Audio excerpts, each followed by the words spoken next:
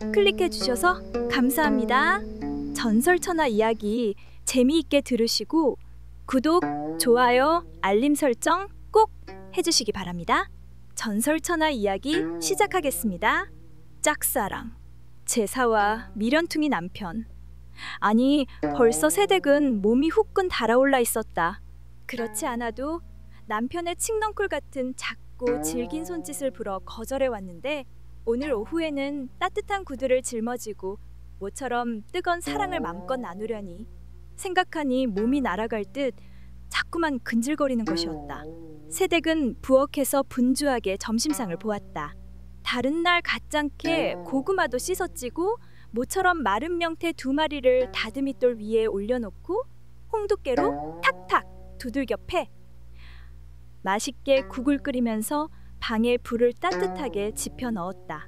생각 같아서는 마당에 놀고 있는 씨암탉을 떡하니 잡아 정력에 좋다는 그 귀한 인삼, 대추, 마늘 듬뿍 넣어 힘 한번 오지게 써보라고. 남편을 든든히 먹이고 싶은 심정이었지만 그럴 수는 없었다. 설이나 추석, 대보름 명절이나 제삿날 고되게 일하는 모내기, 추수철, 그리고 귀한 손님이 올 때나 닭을 잡아먹는 것이었다. 그런데 아무런 일도 없는 이런 한가한 겨울날에 실한 씨암탉을 떡하니 잡았다가는 여우 같은 시어머니가 경을 칠 게 빤한 일이었다.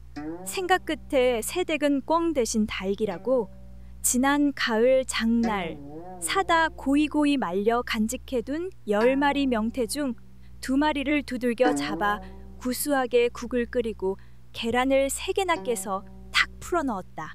하긴 큰맘 먹고 뭐라 하든 말든 야단 맞을 작정을 하고 마른 명태 2마리를 통 크게 꺼내 쾅쾅 두들길. 참에 시어머니가 눈을 흘겨 떠보고는 정색하며 무슨 날 닥쳤냐고 새댁을 다그치던 것이었다. 새댁은 다듬이돌 위에 놓인 명태를 얼른 사납게 홍두깨로 두들겨 패던 것을 슬그머니 가리며 말끝을 얼버무렸다. 방에 둔 명태를 보니 습기가 차서 다른 건 괜찮은데 이 2마리의 곰팡이가 슬어서. 한겨울에 무슨 곰팡이더냐? 먹고 싶어 그런 게지.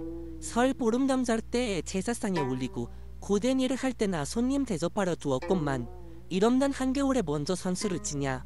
에구, 살림 잘해 먹겠다. 시어머니는 혀를 끌끌 차며 말했다.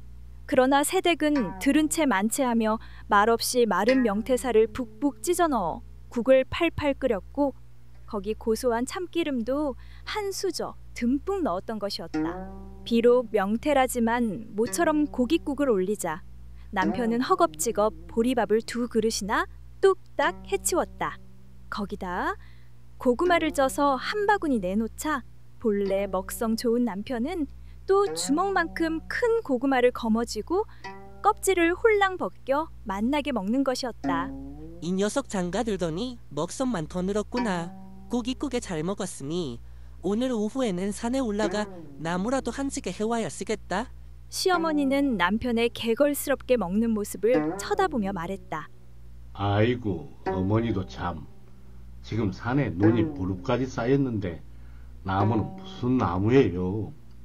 이렇게 말하며 남편은 절절 끓는 아랫목에 벌렁 드러눕는 것이었다. 이놈아, 밥 먹었으면 밥값을 해야지. 잠만 퍼자냐? 에이, 순한. 시어머니가 혀를 끌끌 찼다. 그러더니 점심상을 내놓기가 무섭게 이웃집으로 제사 음식을 마련해 주러 가는 것이었다. 시어머니가 사라지자 새댁은 알턴이 빠진 듯 가슴이 시원해지는 것이었다. 새댁은 모처럼 콧노래를 흥얼거리며 부지런히 설거지를 했다.